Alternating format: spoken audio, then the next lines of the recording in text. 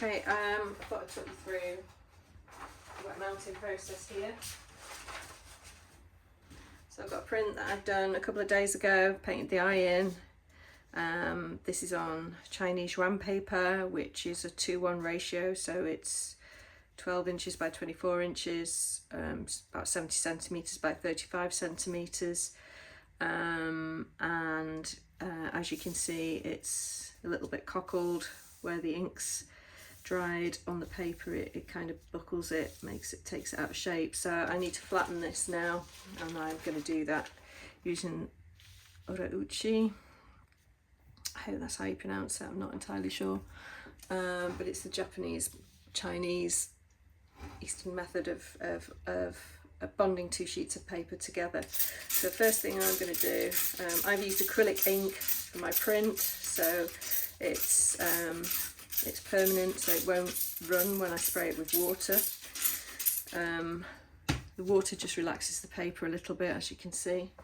And then I'm going to take my wheat paste glue on this goat hair brush and start in the middle and just gently stroke the paper out to the edges like that, making a cross through the centre of the paper first of all. I've said this before, I learnt this by watching YouTube, Chinese watercolour artist in America called Henry Lee, who has Blue Heron channel on YouTube. So yeah, you can see that I'm able to take all the lumps and bumps out of the paper by doing this.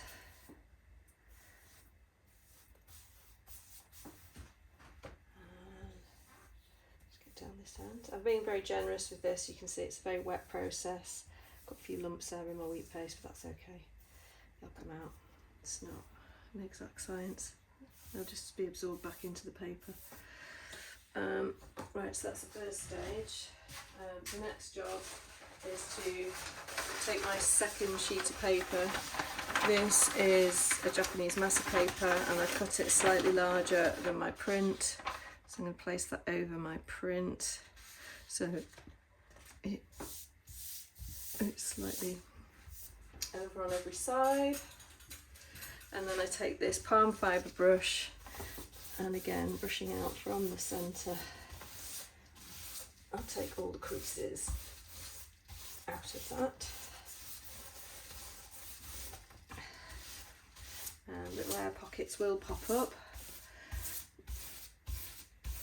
Now, the paper I'm using here, the masa paper, is much thicker than the paper I used to print with, so I think that's why I get these air bubbles popping up. But that's okay. So what I'm going to do now is fairly unconventional, but it's how I now work. I'm now going to wet that down again.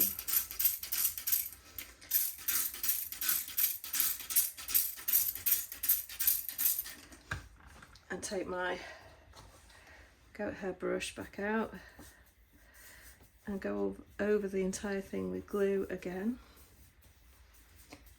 What is she doing? Has she lost her mind? No, I haven't. Not quite. So that's been gone over thoroughly.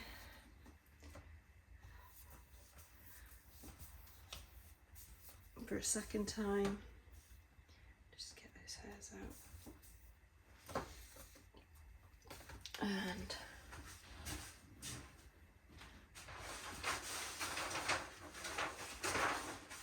taking a larger sheet of paper again.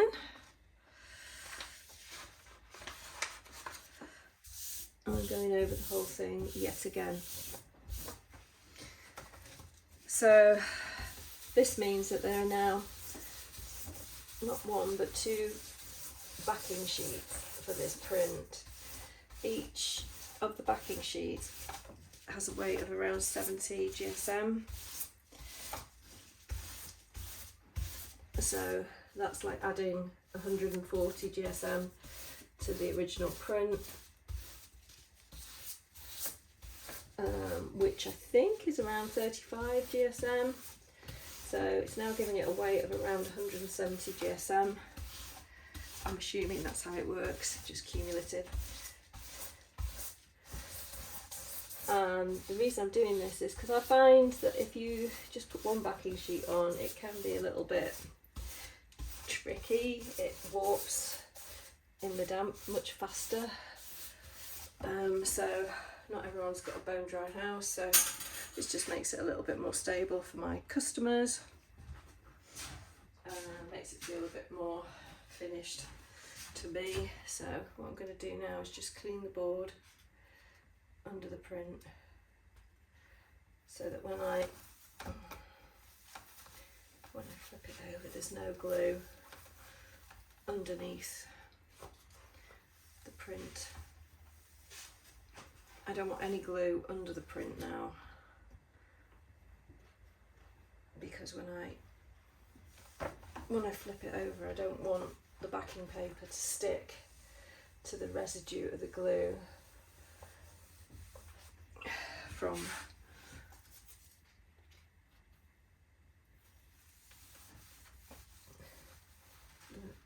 the initial gluing.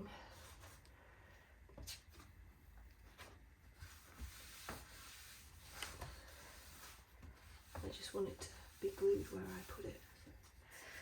So we'll flip this over now.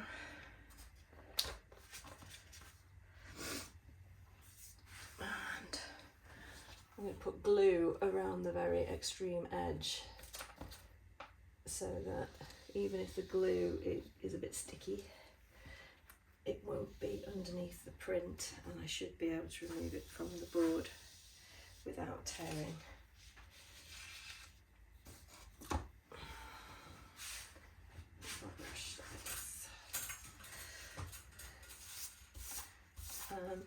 There will be some air bubbles underneath this, but as it dries, all the air bubbles will disappear. It's like magic. I always get really nervous because I think, oh, it's never going to dry flat, and yet it always does.